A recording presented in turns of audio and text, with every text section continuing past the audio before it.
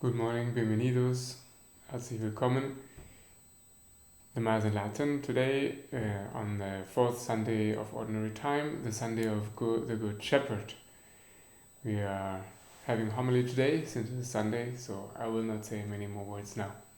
Hoy tenemos homilía en la misa por ser domingo, así que no voy a decir muchas cosas ahora. Bienvenidos y vamos a empezar la celebración. Misericordia Domini plena est terram. Verbo Domini celi firmati sunt. Alleluia.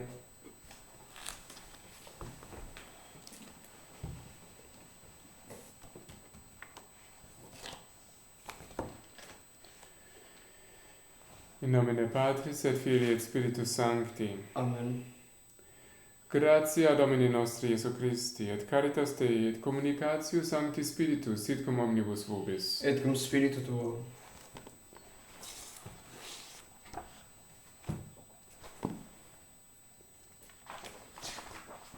Fratres, agnoscamus peccata nostra, ut aptisimus ad sancra mysteria celebranda.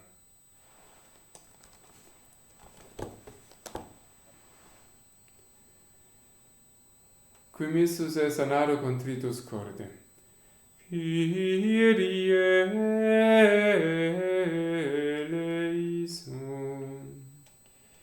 Kyrie eleison.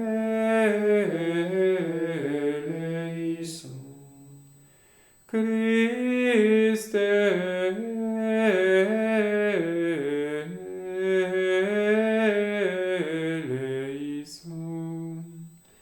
Christe eleison.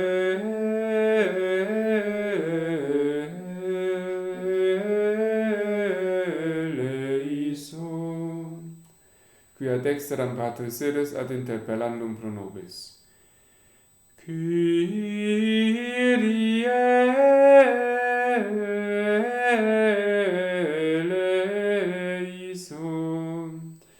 Kyrie eleison.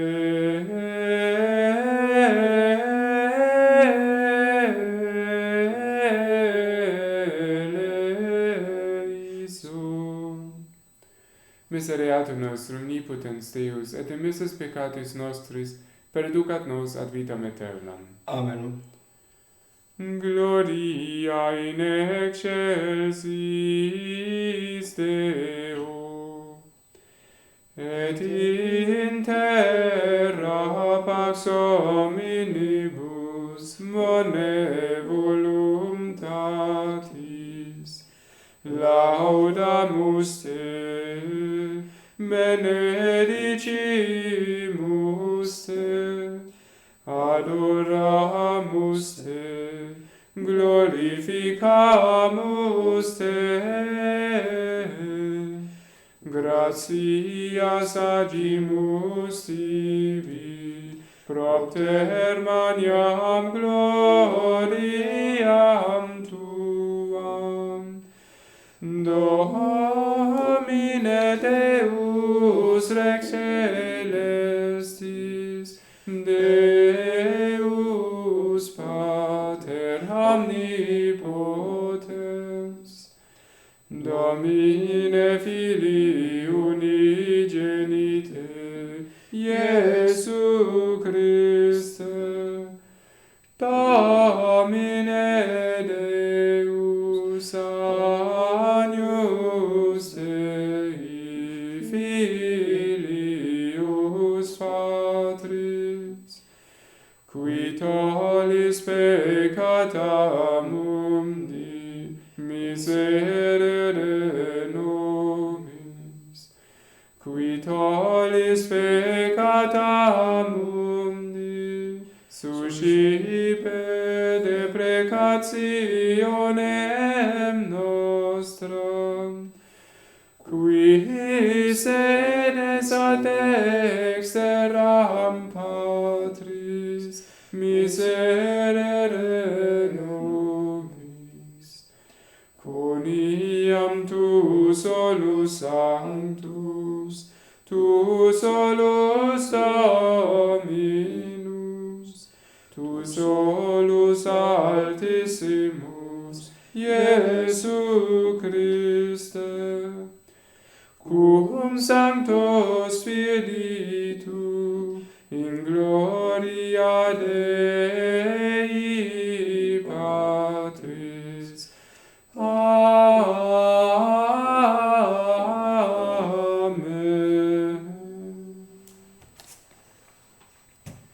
Oremus.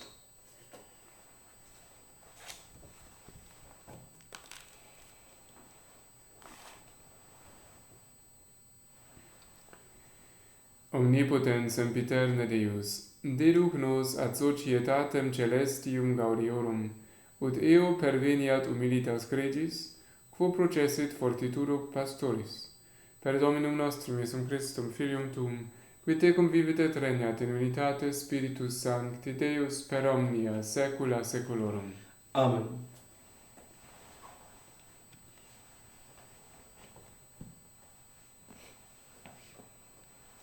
Lectio Actum Apostolorum. In die Pentecostes, stans Petrus conum decit, levavit vocem suam et locutus est.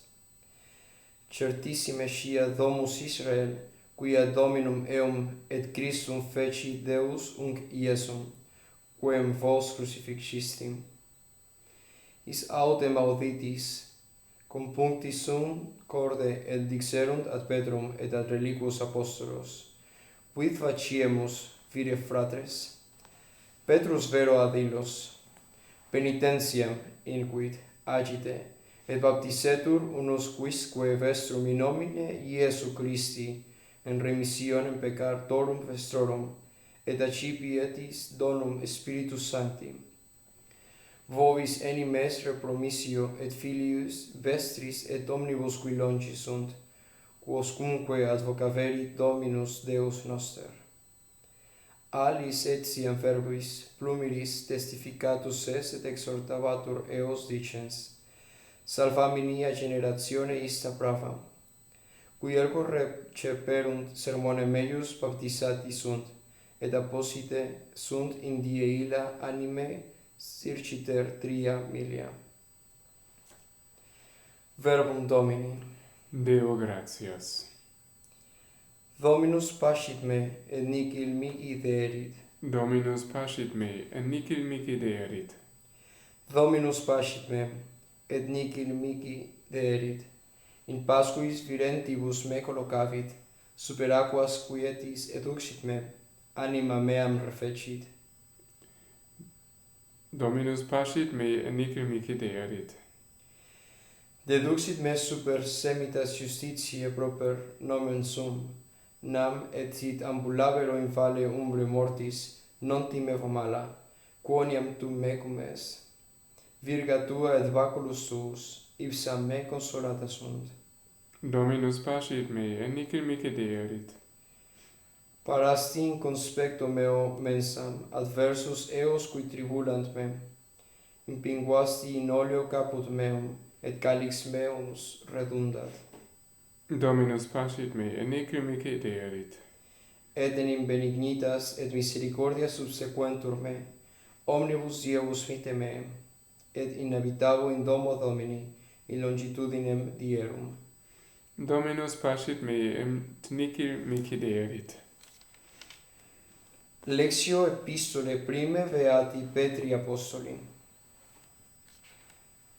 Carissimi, si bene facientes patienter sustinetis, eques gratia apud Deum, in hoc enim vocati estis, quia et Christus passus est pro nobis, vobis reliquens exemplum, ut sequamini vestigia ejus, qui peccatum non fecit, nec inventus est dolus in nore ejus, qui cum malediceritur non maledicebat, compareretur non comminabatur, tradebat autem iudicantis in injustitia, qui peccata nostra ipse perturit in corpore suo super lignum, ut peccatis mortui justitiae vivamus, cuius livore sanati estis. Eratis enim sicut oves errantes, sed conversi estis nunc ad pastorem, et episcopum animarum vestrarum. Verbum Domini. Deo gratias. Alleluia, alleluia, alleluia. Alleluia, alleluia, alleluia. Ego sum pastor bonus, dici Dominus, et cognosco oves meas, et cognoscunt me. Alleluia, alleluia, alleluia. Dominus vobiscum. Et cum spiritu tuo. Lectio Sancti Evangelii secundum Ioannem. Gloria tibi, Domine. In illo tempore dixit Iesus: Amen, amen dico vobis, qui non intrat per ostium in ovile ovium, sed ascendit aliunde, ille fur est et latro. Qui autem intrat per ostium, pastor est ovium. Uic ostiarius aperit, et ovis vocem eius audiunt, et proprias ovis vocat nominatim, et educit eias. Et cum proprias ovis emiserit, ante eias vadit, et ovis illum secuntur, quia sciunt vocem eius. Alienum autem non secuntur, sed fugiunt ab eo, quia non noverunt vocem alienorum. Hoc proverbium dixit eis Iesus, illi autem non cognoverunt, quid loqueretur eis.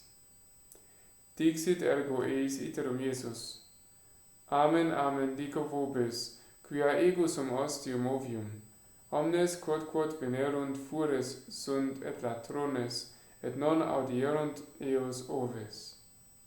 Ego sum ostium, per me si quis intruieret salvabitur, et ingredietur, et egredietur, et Pasqua inveniet. Fur non venit, nisi ut furetur, et mactet, et perdat. Ego veni, ut vitam habeant, et abundantius habeant. Verbum Domini. Laus sibi Christe.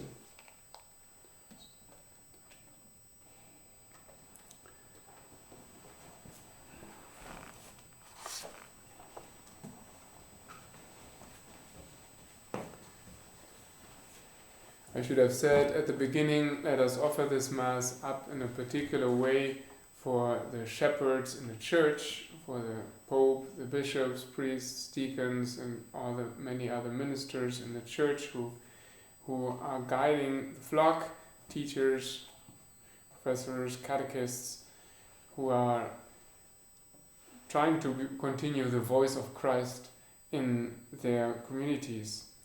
And let us also pray for vocations. Today also is the World Day for Prayer for Vocations, because we need also new shepherds for the future.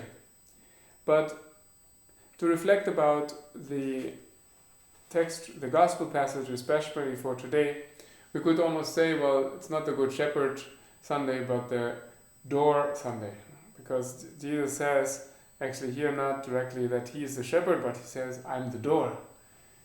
I'm the door. How can Jesus be a door?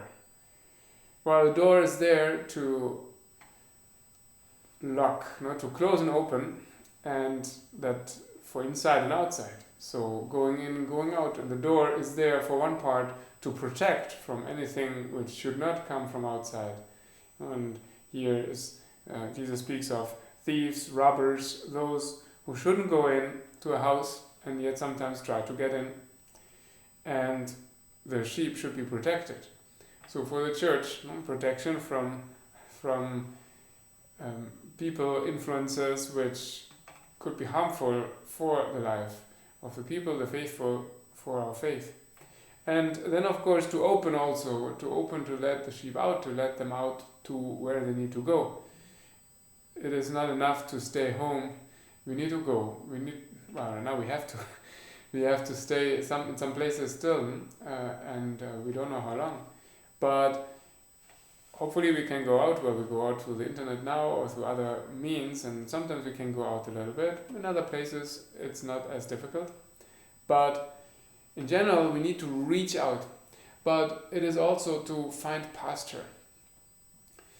It is interesting, St. Gregory the Great in a commentary on this passage, which is today in the liturgy of the hours for those who prayed, he says, well, it would be stupid if someone were on the way to some place and then, because finds such a nice landscape or so, stays there and never gets to where he wants to go. And so this can sometimes happen to us that we forget about that we are on a pilgrimage on a way where we need to go. And sometimes we get stuck on the way. And this of course can be applied to our journey to heaven, to the life, the new life which we are all hoping for. But it also means that the shepherd is the one who actually needs to encourage us to move on, to actually find good pasture, to find places where we need to go, the place where we need to go. Then another element here is, of course, also the voice.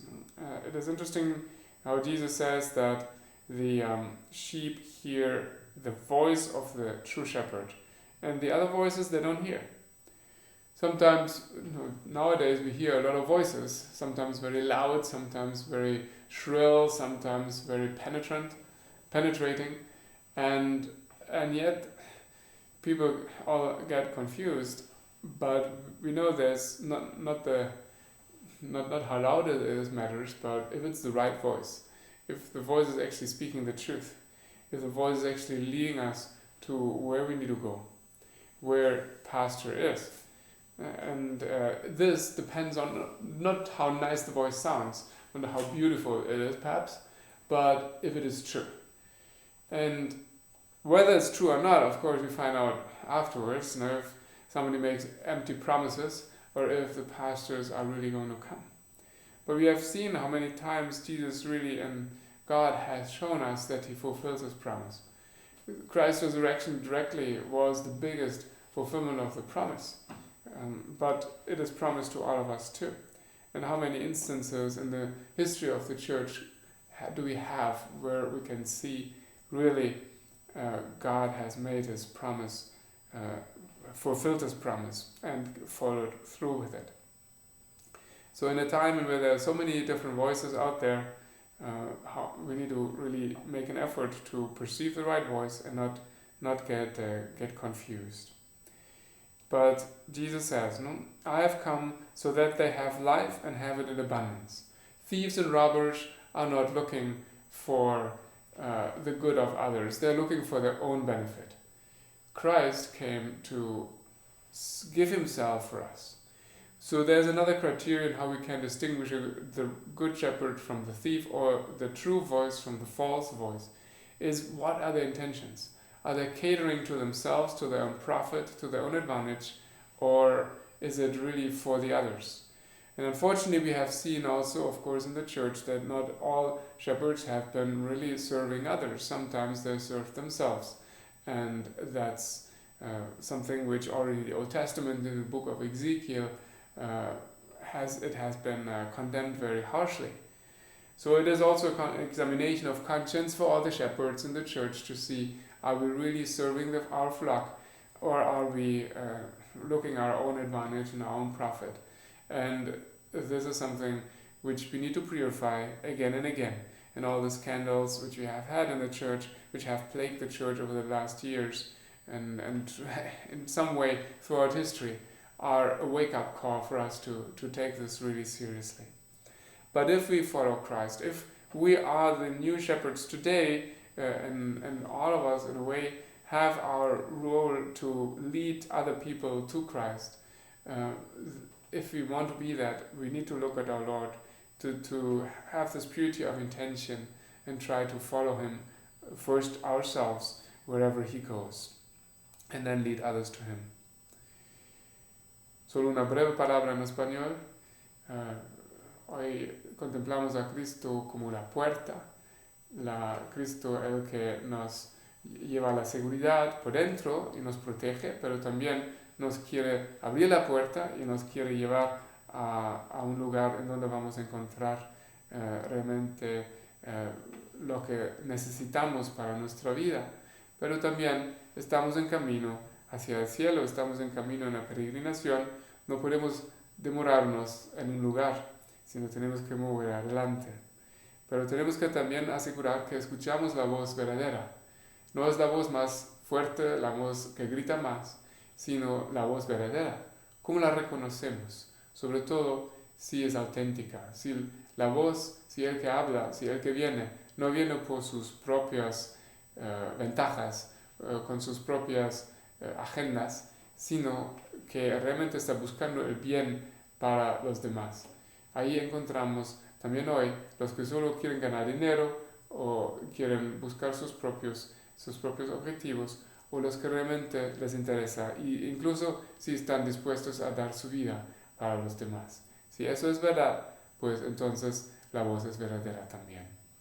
Vamos a rezar sobre todo por los obispos, los pastores en la iglesia, los sacerdotes y todos los demás que están ayudando en la catequesis y en muchas formas para guiar el pueblo de Dios, y pedir también por las vocaciones en la iglesia que hoy también tenemos como una intención especial.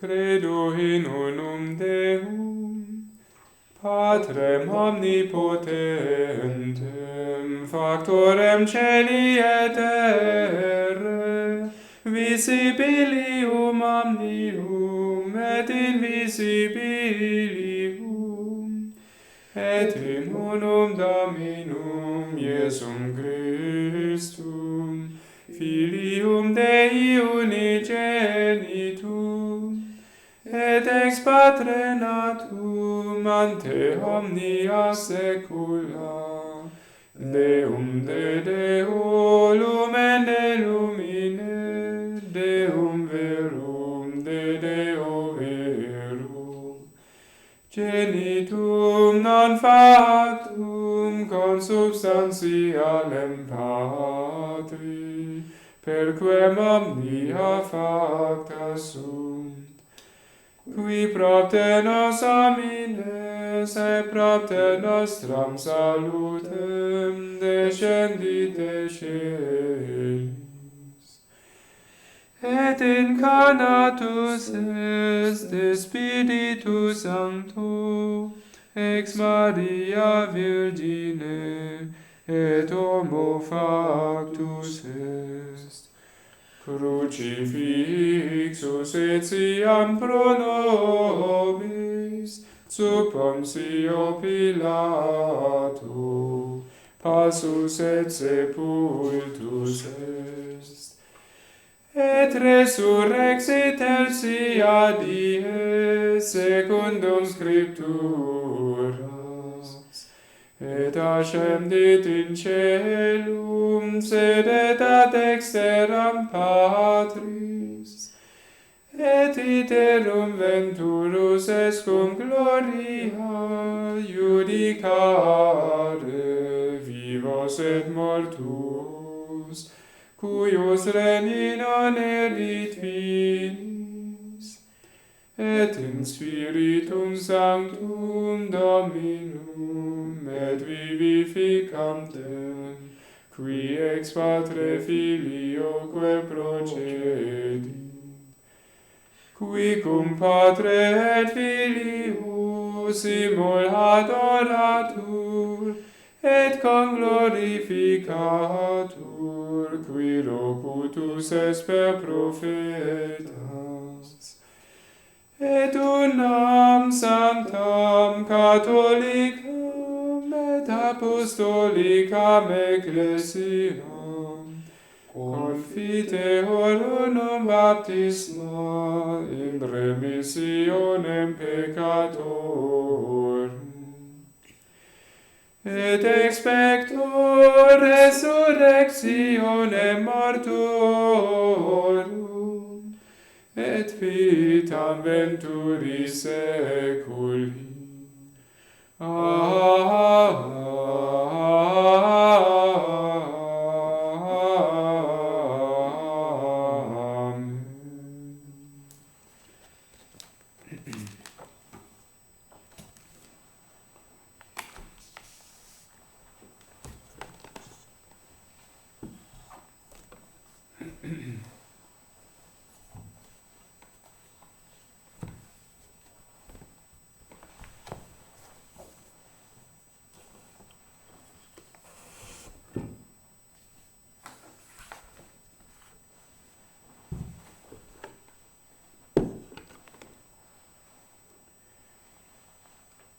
Benedictus est Domine Deus universi, qui tua lagitata accepimus panem quem tibi offerimus, fructum terrae et operas manum hominum, ex cum nobis fiat panis vitae.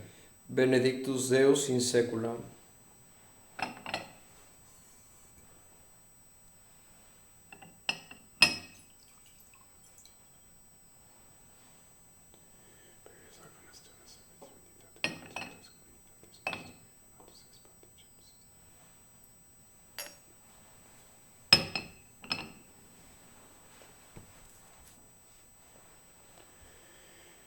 Benedictus est Domine Deus universi, qui tua lagitata accepimus vinum quod tibi offerimus, fructum vitis et operas manum hominum, ex cum nobis fiat putus spiritualis. Benedictus Deus in saecula.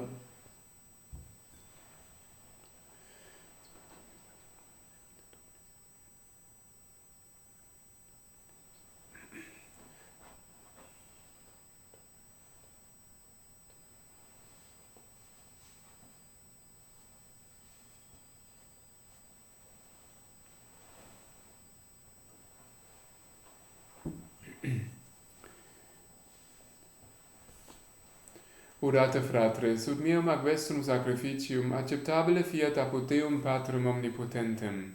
Accipia Dominus sacrificium de manibus suis, ad laudem et gloria nomini sui, ad voluntatem corpore nostram totiusque ecclesiae suae sanctem.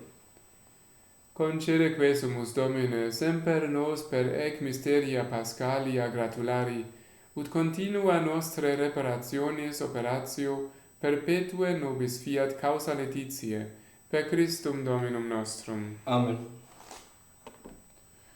Dominus vobiscum. Et cum spiritu tuo. Sursum cordam. Habemus ad Dominum. Gratias agamus Domino Deo nostrum. Dignum et justum est.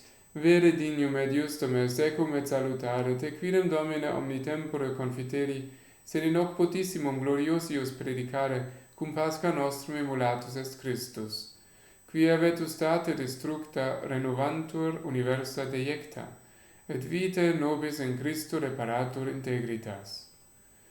Qua propter profusis Paschalibus gaudiis, totus in orbe terrarum mundus exultat, sed et superne virtutes atque angelice potestates, ymnum gloria Tuae continunt, sine fine dicentes. Sanctus, Sanctus, Sanctus Dominus Deus Sabaoth, pleni sunt celi et terra, gloria Tua. Hosanna in excelsis, benedictus qui venit in nomine Domini. Hosanna in excelsis.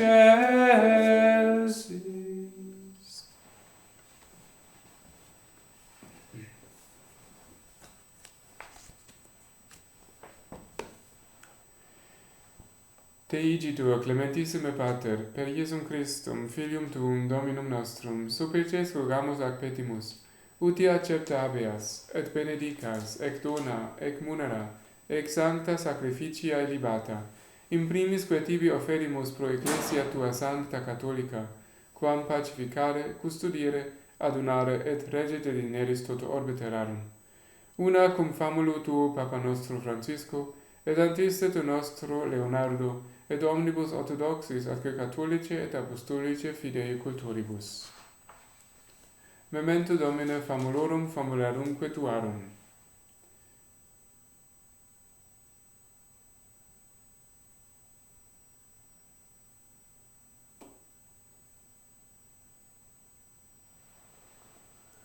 Et omnium circumstantium, quorum tibi fides cognita est et nota devotium, pro quibus tibi offerimus, vel quibi tibi offerunt hoc sacrificium laudis, pro se suisco omnibus, pro redemptione animarum suarum, pro spe salutis et incolubitatis sue, tibique redunt vota sua, eterno Deo, vivo et vero. Communicantes et memoriam venerantes, in primis gloriosa semper Virginis Mariae, genitricis Dei et Domini nostri Iesu Christi, sede beati Iosef et Justem Virginis sponsi, et beatorum apostolorum ac martyrum tuorum, Petri et Pauli Andrea, et omnium sanctorum tuorum, quorum meritis precibusque concedas, ut in omnibus protectionis tue muniamur auxilio. Anc igitur oblationem servitudis nostre, sed et cuncte familiae tuae, quesumus Domine, ut placatus accipias. Diesque nostros in tua pace disponas, atque ab aeterna damnatione nos eripi, et in electorum tuorum iubeasque regine merari.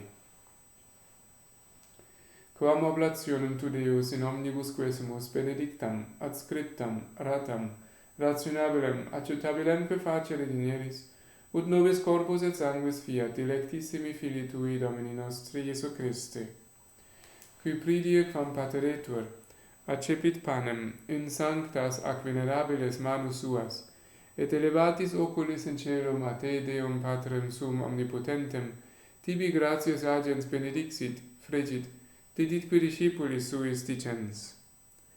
Accipite, et manducate ex hoc omnes, hoc est enim corpus meum, quod pro vobis traditur.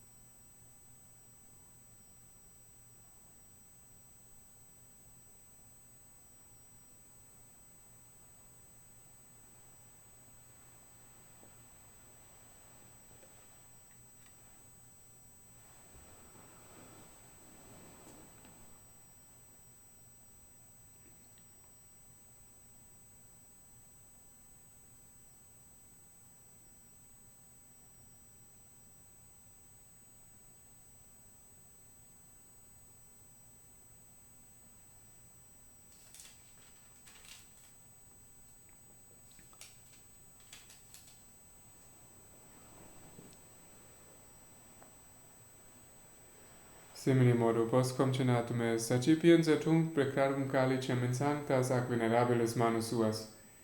Item tibi gratias agens benedixit, deditque discipulis suis dicens. Accipite et bibite ex eo omnes. Hic est enim calix sanguinis mei, novi et eterni testamenti, qui pro vobis et pro multis effundetur in remissionem peccatorum.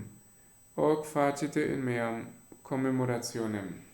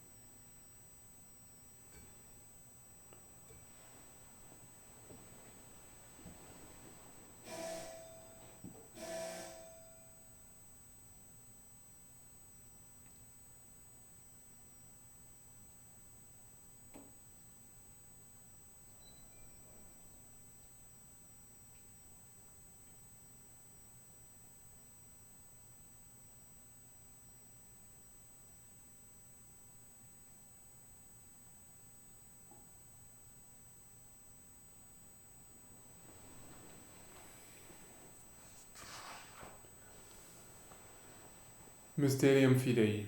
Salvator mundi, salva nos, qui per crucem et resurrectionem tuam liberasti nos. Unde in memoris Domine nos servituis et plebs tua sancta, et justem Christi Filii tui Domini nostri, tam beate passionis, nec non et ab inferis resurrectionis, sed et in celis gloriosa ascensionis, offerimus precare maestati tue, de tuis donis actatis, ostiam puram, ostiam sanctam, ostiam immaculatam, panem sanctum vitae aeterna et calicem salutis perpetue. Supraque propitio ac sereno vulto respicere dineris, et accepta habere sicuti accepta habere dignatus est munera puri tui justiabe, et sacrificium patriarcha nostri abrae, et quod tibi obtulit summus sacerdotus tuus Melchisedec, sanctum sacrificium, immaculatam ostiam. Supplices te rogamus omnipotens Deus, iube ec per feripa manus sancti angeli tui, in sublima altare tuum, in conspectu divina maestatis tue, ut quod ex hac altaris participatione sacrosanctum Filii tui corpus et sanguinem sum serimus, omni benedictione celesti et gratia repreamur. Memento etiam Domine famularum tuarum, qui nos preceserunt cum signo Fidei, et dormiunt in somno pacis.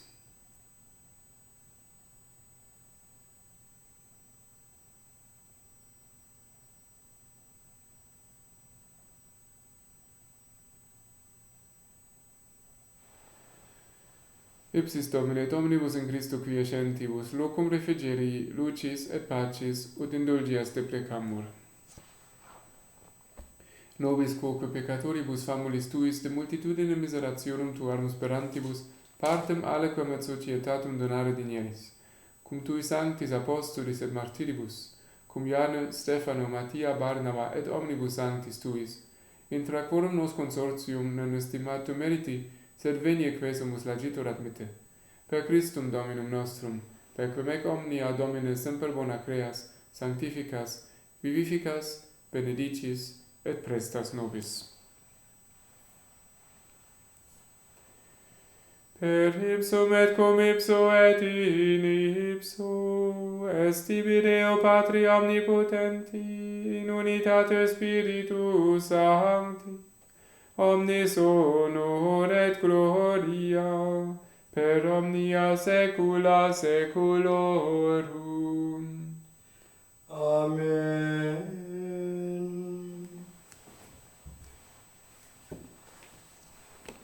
Precepti salutaribus moniti, et divina institutione formati, audemus dicere. Pater noster, qui es in celis, sanctificetur nomen tuum, adveniat regnum tuum, fiat voluntas tua, sicut in cielo et in terra. Panem nostrum quotidianum da nobis hodie, et dimite nobis debita nostra, sicut et nos dimitimus debitoribus nostris, et ne nos inducas in tentationem, sed libera nos a malo. Libera nos quesumus Domine ab omnibus malis, da propitius pacem iliebus nostris, ut per misericordiae Tua aiuti, et ab peccatusimus semper liberi, et ab omni perturbatione securi, expectantes beatam spem, et adventum Salvatoris nostri, Iesu Christi. Quia tuum es regnum et potestas et gloria in saecula. Domini Iesu Christe, quid existi apostolis tuis, pacem relinquo vobis, pacem meam do vobis, ne despicias peccata nostra, sed fidem ecclesiae Tue, eamque secundum voluntatem Tuam pacificare et coordinare dinieris, qui vivis et regnas in saecula saeculorum. Amen. Pax Domini sit semper vobiscum. Et cum spiritu tuo.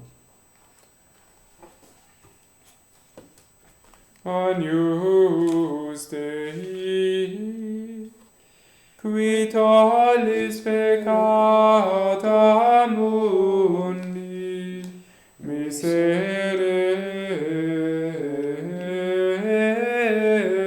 nobis. Agnus Dei, qui tollis peccata miserere nobis, agnus Dei, qui tollis peccata mundi, dona nobis pacem.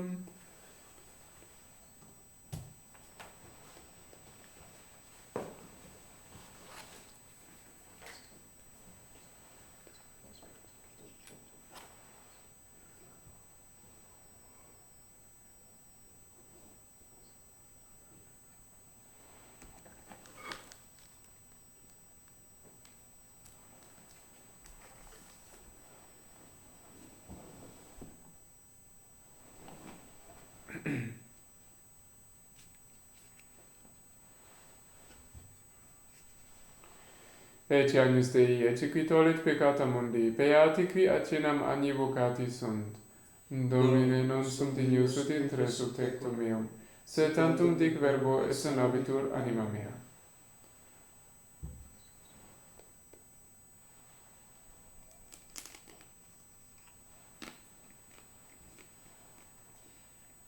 Surrexit pastor bonus, qui animam suam posuit pro vivos suis, et pro grege suo muri dignatus est. Alleluia.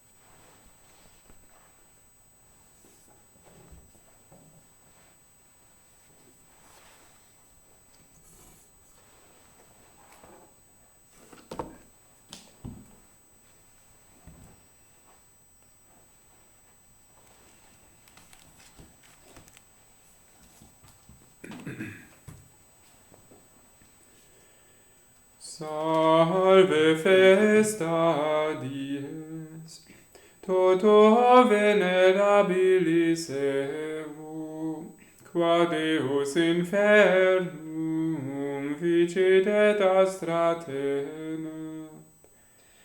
Salve festa dies, toto venerabilis evu, qua Deus infernum vicit et astra tenet. Ecce renascentis testatur gratia mundi, omnia cum Dominu donare disse su. Salve festa dies, toto venerabilis evu, qua Deus infernum vicit et astra tenet. Namque triumphanti postris tatara Christu, dice from denemus gramina flore favent.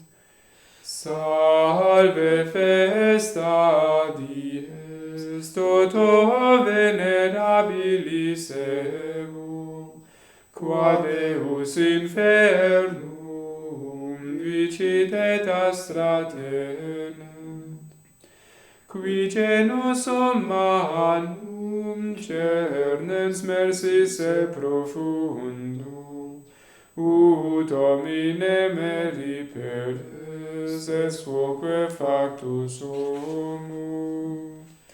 Salve festa dies, toto venerabilis evo, qua Deus infernum vicit et astra tenet.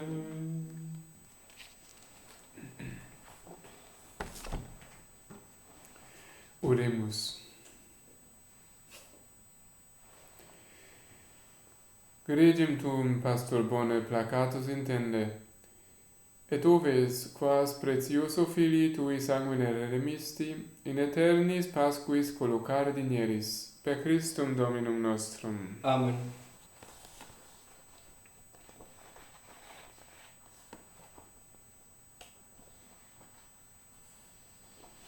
Dominus vobiscum. Et cum spiritu tuo. Inclinate vos ad benedictionem. Deus, qui per resurrectionem unigeniti tui, sui, dignatus est vobis bonum redemptionis adoptionisque confere, sua benedictione vos tribuat congaudere. Amen. Amen. Et quo redimente percepistis donum perpetue libertatis, eulargiente hereditatis eterne consortes effici valeatis. Amen. Et cui resurrexistis in baptisma te iam credendo, adiungi mereamini in patria celesti, nunc recte vivendo. Amen. Et benedictio Dei omnipotentis, Patris et Filii et Spiritus Sancti descendat super vos et manea semper. Amen. Ite missa est, alleluia, alleluia. Deo gratias, alleluia, alleluia.